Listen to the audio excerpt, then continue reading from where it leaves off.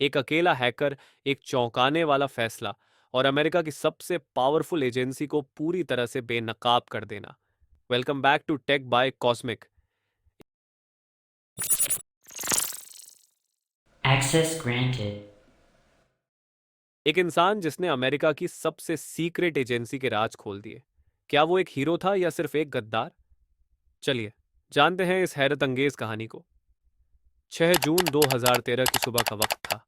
Washington DC में जैसे ही सूरज उगा, वैसे ही एक बड़ी मुसीबत ने अमेरिका की इंटेलिजेंस एजेंसीज को घेर लिया। प्रमुख न्यूज़ आउटलेट्स द गार्जियन और द वॉशिंगटन पोस्ट ने ऐसी खबरों की सीरीज पब्लिश की जिसने हर किसी को चौंका दिया। इन खबरों में नेशनल सिक्योरिटी एजेंसी यानी एनएसए के एक सीक्रेट प्रोग्राम प्रिज्म का पर्दाफाश हुआ था। यह प्रोग्राम इतना गुप्त था कि सरकार के कई बड़े अधिकारी भी इसकी असलियत से अनजान थे।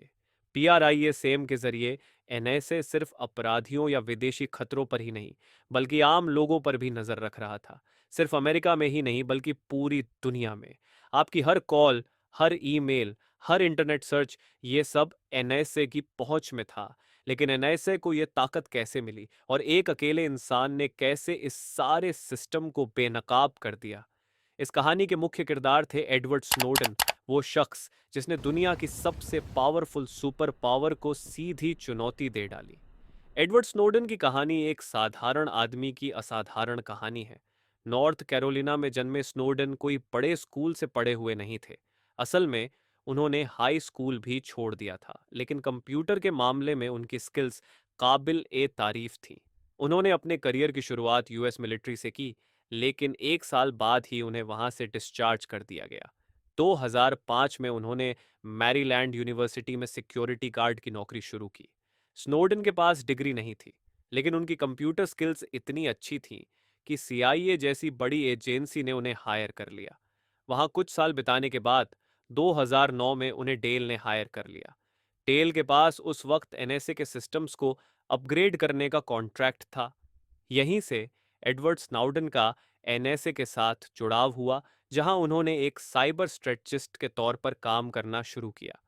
यहीं उन्होंने देखा कि एनएसए के पास एक ऐसा सिस्टम था जो हर मोबाइल यूजर का डेटा एक्सेस कर सकता था। उन्होंने कई ऐसे रिकॉर्ड देखे जिनमें आम लोगों की प्राइवेट जानकारी मौजूद थी। इसी दौरान अमेरिकी कांग्रेस में इंटेलिजेंस के मुद्दे पर एक बहस चल रही थी। सीनेटर रॉन वाइडन ने नेशनल सिक्योरिटी एजेंसी के डायरेक्टर जेम्स क्लैपर से सवाल किया कि क्या एनएसए अमेरिकन लोगों का डेटा जमा कर रही है। जेम्स क्लैपर ने पूरे देश के सामने कहा, नहीं, हमारा काम सिर्फ विदेशी खतरों पर नजर रखना है। एडवर्ड स्नोडन, जो उस वक्त टेलीविजन पर यह सब देख रहे थे, हैरान रह गए। उन्होंने अपने डायरेक्टर को खुलेआम झूठ बोलते देखा। उन्हें इतना गुस्सा आया कि उन्होंने एनएसए के सिस्टम से बड़ी संख्या में फाइल्स चुराने का फैसला कर लिया।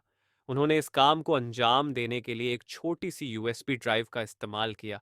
इसके बाद उन्होंने अपने हवाई ऑफिस से हांगकांग भागने की योजना बनाई। हवाई में रहते हुए स्नोडन के पास एनएसए के सिस्टम्स तक थिन क्लाइंट के जरिए एक्सेस था, जो कि असल में एक आउटडेटेड सिस्टम था। साथ ही वो खुद एक सिस्टम एडमिनिस्ट्रेटर थे, जिसकी वजह से उनके पास काफ़ी हाई सिक्योरिटी क्लियरेंस थी। इस सुविधा का फायदा उठाते हुए उन्होंने बिना किसी को शक हुए लाखों सीक्रेट फाइल्स कॉपी कर ली।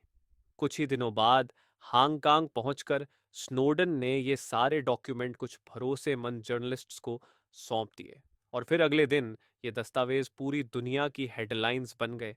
स्नोडन के लीक किए गए डॉक्यूमेंट्स ने एनएसए के सीक्रेट प्रोग्राम्स को बेनकाब कर दिया। अब दुनिया जान गई थी कि एनएसए आम लोगों की जासूसी कर रही थी। स्नोडन पर सरकार की गोपनीय संपत्ति की चोरी और नेशनल सिक्योरिटी के सिस्टम्स में बिना इजाजत घुसने का आरोप लगाया गया। अमेरिकी सरकार ने हांगकांग से उसे सौंपने की मांग की, लेकिन स्नोडन पहले ही अपना अगला कदम प्लान कर चुके थे। वह वहां से रूस भाग गए, जहां उन्हें असाइलम मिल गया। स्नोडन का मानना था कि उन्होंने ये सब इसलिए किया ताकि दुनिया सच जान सके। उन्होंने एनएसए के नोज स्मर्फ जैसे टूल्स के बारे में भी बताया, जो किसी भी फोन के माइक्रोफोन को एक्सेस करके आसपास की आवाजें सुन सकते थे। इस खुलासे के बाद लोग दो हिस्सों में बंट गए। कुछ उन्हें गद्दार मानते हैं, जबकि कुछ के लिए वो हीरो हैं जिन्होंने सच सामने लाकर दुनिया को जागरूक किया।